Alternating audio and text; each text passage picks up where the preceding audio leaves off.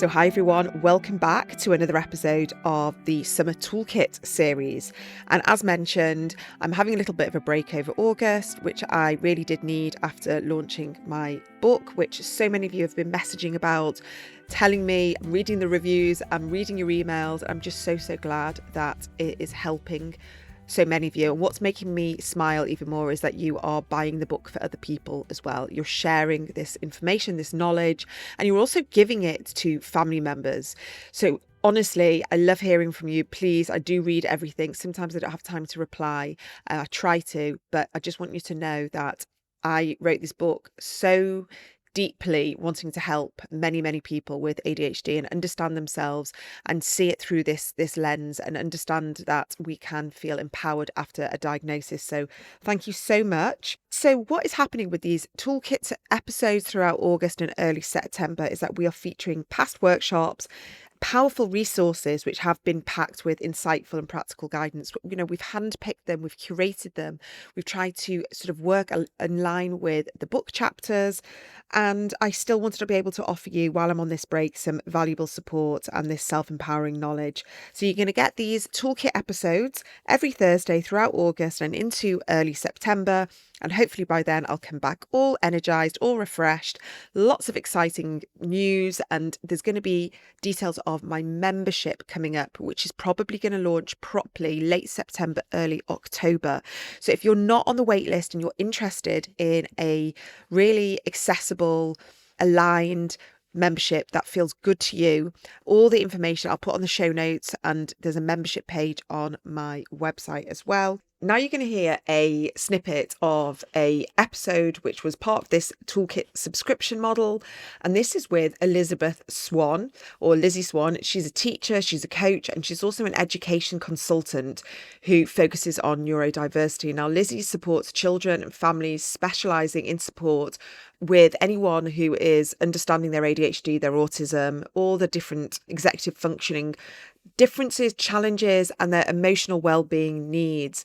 And we discuss this sort of through the lens of understanding how ADHD relates to hormones, our cycles, especially people who have experienced PMDD or continue to experience PMDD and migraines, and how we balance all of this alongside maybe ADHD medication or HRT, but also self-advocacy through trial and error.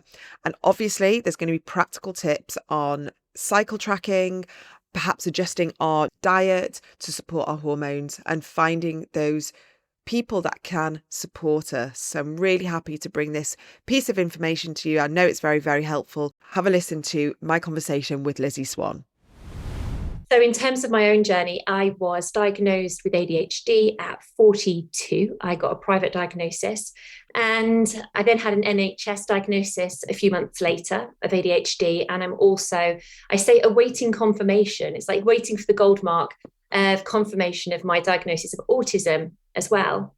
But when I look back through the amount of times I'd already been to the doctors and the diagnoses I've collected along the way to getting accurate understanding of needs. I also have a diagnosis of GAD, which is generalized anxiety disorder, which actually I don't think is applicable really to me. I feel anxious at times, but I don't think I have an anxiety disorder. I also have a diagnosis of PTSD, and I have collected lots of other descriptions over the years, but it has taken decades to get to a place of understanding and effective treatment. Regards to like your teenage years, puberty, hormones, what was going on there, and what were you experiencing? I mean, I don't really remember, attributing much to my hormones, apart from the fact that I started having migraine with aura when I was 10. Mm-hmm. And migraine blighted it continues to, because I'm hypervigilant to it, but really blighted much of my teen years and on into university. Because whenever I would get excited and tense about something, whether that's something really good, like a party, or an exam, the second that tension was over, I'd be hit by a migraine. And we now know that there's an association between migraine and ADHD. It's just a real common co-occurrence. In terms of my teen years, though, and I say this as the mother of a 10-year-old girl who's sort of going into that phase now, what I really do look back on with a sense almost of bereavement is the risky behaviours. And I was a really good pupil. I was academically minded, but like so many others, totally missed my potential and always felt that sense of missing my potential. If only were the two words that came up quite a lot. But particularly in terms of that sort of sense of hormonal imbalance, what I started to notice as I was getting older and had that self-awareness was the most horrific mood swings and almost that sense of loss of control. And then I'd have these periods of clarity. And at that age, you don't really have that self-awareness to be able to attribute it. But I was going back to the GP myself as soon as I was what's called Gillick competent or Fraser competent. And I recall going to the doctors when I was 14 and making my own GP appointment to say, and I remember articulating it to them saying, I feel like I vibrate at a higher than normal frequency. Like I can feel my body vibrating at all times. And, you know, again, I was having difficulties with sleep, and that those sleep disturbances were, looking back, cyclical. But often I was rebuffed. I was given sleep medication when I was 14. And then, you know, as I got into my university years, other medication was offered. But I really did feel a sense that just before my period, I had the issues with the migraine as well, but also just the absolute loss of, almost felt like a loss of self-control. Yeah, I understand. I've got a 15-year-old daughter, and I see very similar patterns, and she's been diagnosed with ADHD, and I remember it myself as well. I really do. And there are so many girls out there who are thinking they just have really bad PMS. Oh, and they have this and they have that.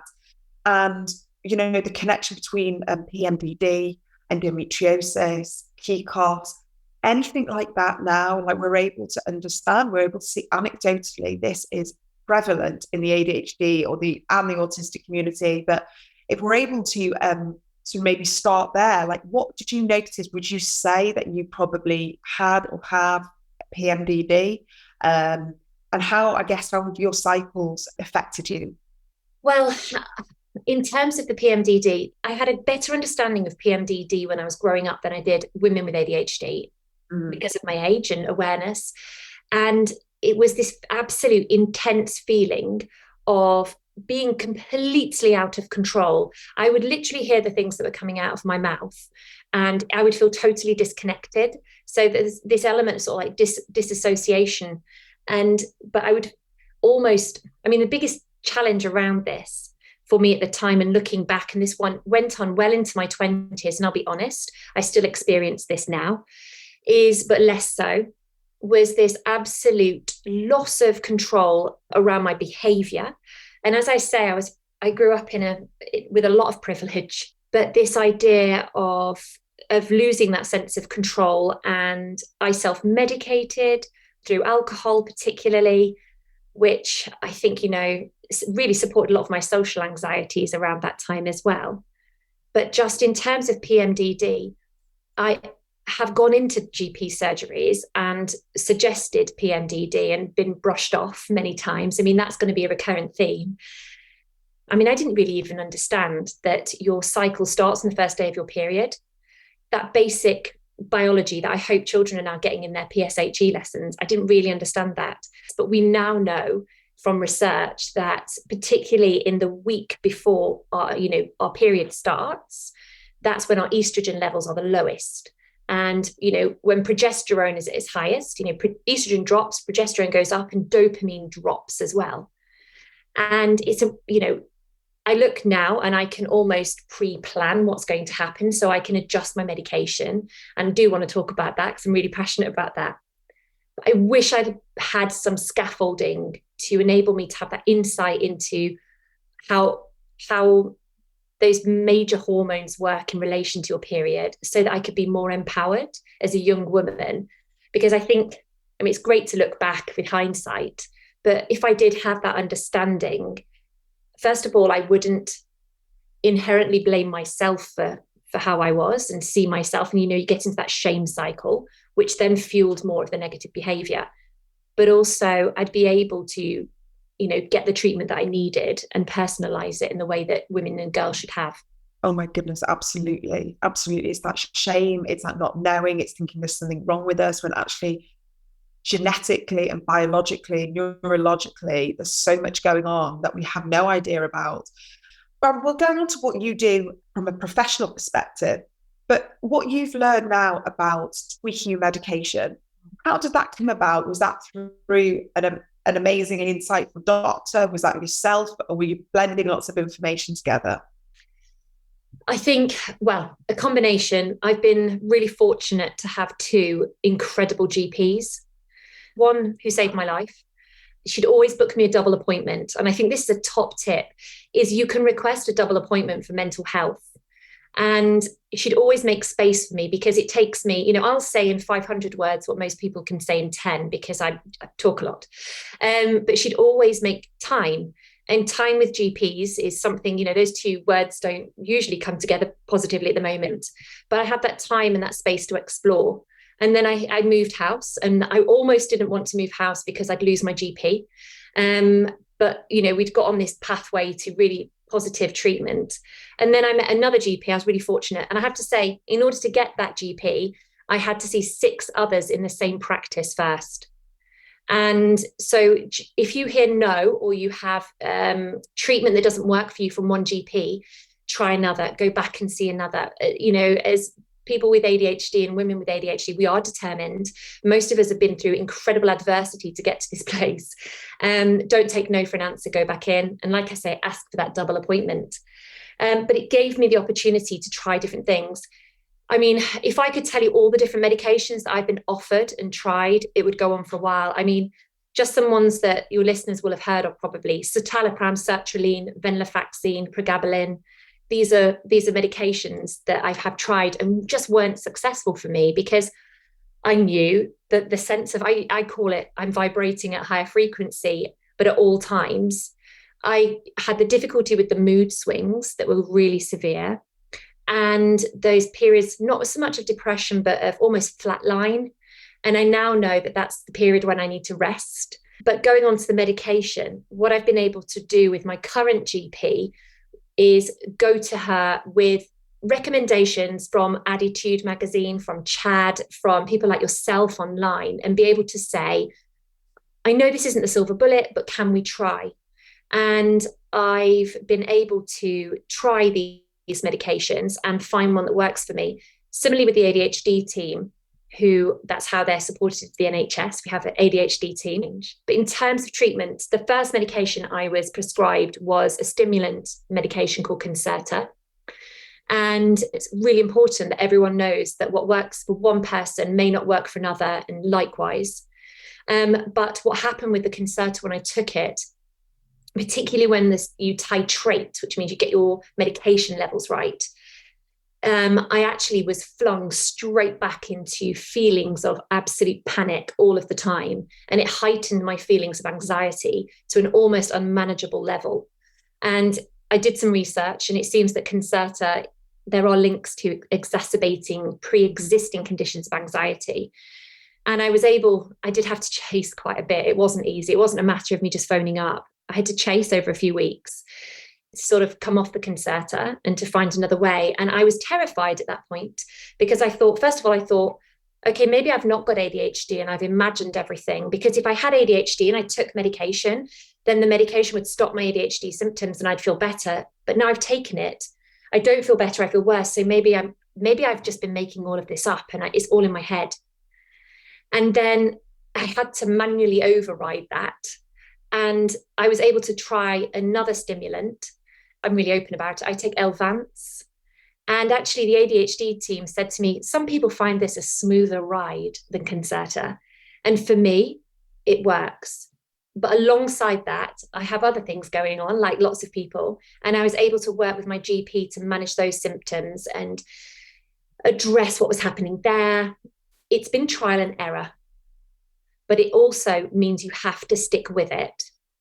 And, it is exhausting, and you're going through a process where you have this sense of bereavement for yourself and those years that this young person that you look back on didn't get that support.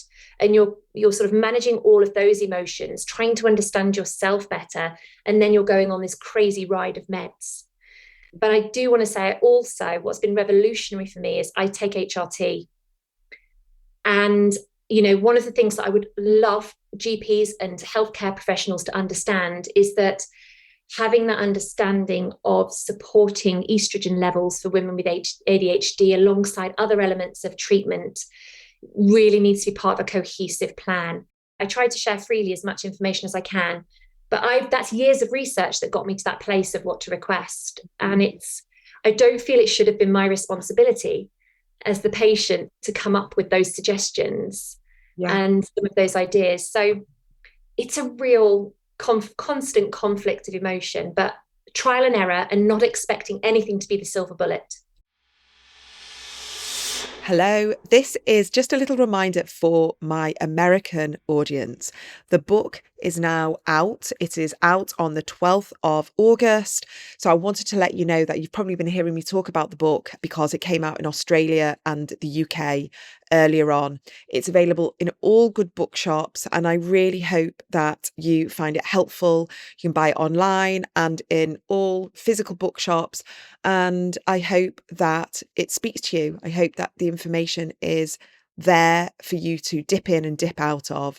So thank you so much to everyone that has bought it so far. Your reviews and your testimonials on all the bookshop sites, especially sort of Amazon or Barnes and Noble or wherever you buy your books from, is essential to get this book more visible out there so more people can find it. So thank you so much for sending me your amazing reviews. But if you could also put that on the retailer website as well, that is incredibly helpful. And if anyone that uses Goodreads and you are on there and you utilize it, a review on Goodreads would also be so appreciated. So thank you so, so much. And now back to today's episode. Maybe we can talk a little bit about postnatal depression. I don't know if that was something that you experienced, if that was maybe your mood was exacerbated post-birth, and how did you find it being pregnant with ADHD? I have a couple of areas that I'm really deeply passionate about, and I'm doing lots of research at the moment to try and raise understanding. One is around girls and they're going through puberty and how they can have that empowerment and support within the school environment because of my background in education. But also perinatal and postnatal depression and the association with ADHD. Because the research has found, and there was a great research article that came out in 2023, they have actually associated and found evidence that women with ADHD do experience more severe perinatal and postnatal depression and anxiety.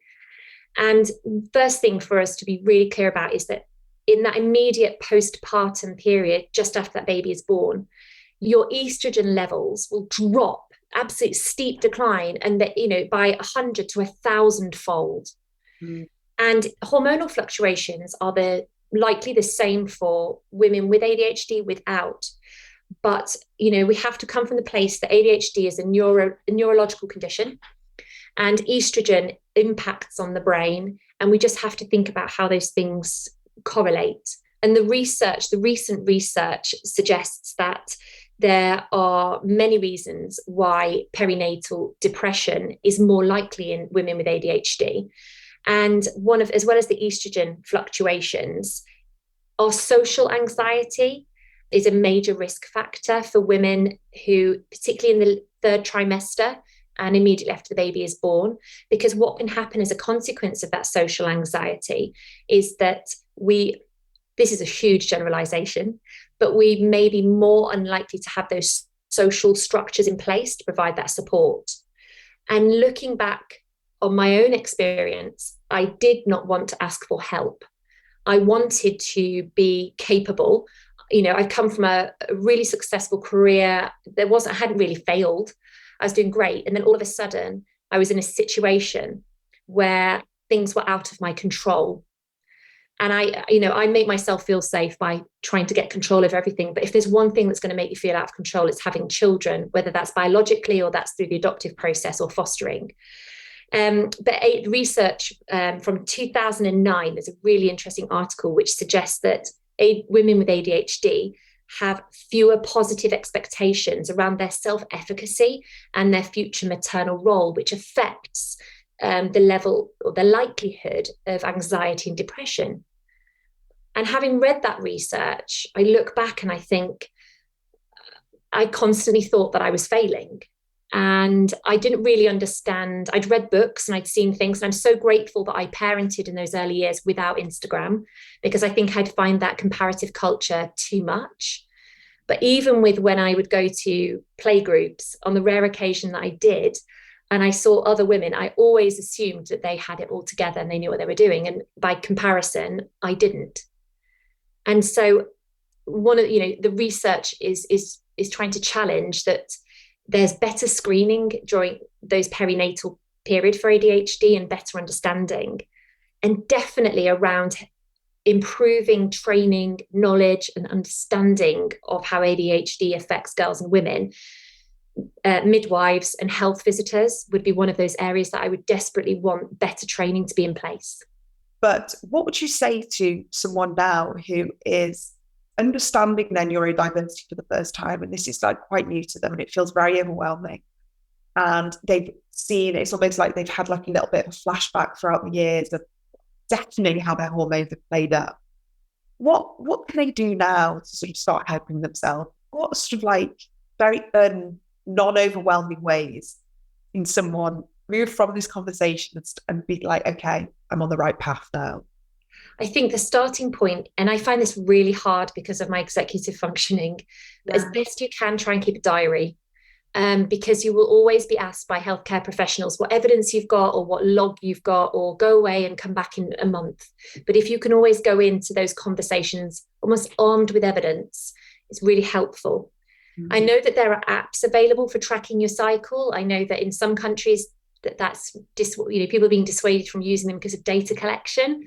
But even just in a paper diary or on your Google Calendar, just rating it out of 10. Just simply rating your mood out of 10. And then putting an asterisk. So I remember doing this when I was really young. I think I did it twice, but putting an asterisk next to when your period starts. And then you can start to almost do a mood tracker. There are some great ADHD trackers out there on Etsy and things like that, but they're quite overcomplicated and you have to be really invested to do some of them. But just find a notebook or a diary and just start to track your mood and rate it. That'd be the first thing I do. I think one of the simple, I say it's not a solution, but one of the simple things that you can do in terms of supporting yourself hormonally is around diet. And I would never advocate for anybody to restrict any aspect of their diet. I always like to say, add things in, but adding protein to your diet is really essential for anyone with ADHD, but it will also help. I find if I have a protein-rich diet, I crave carbohydrates less, which means I'm eating less sugar.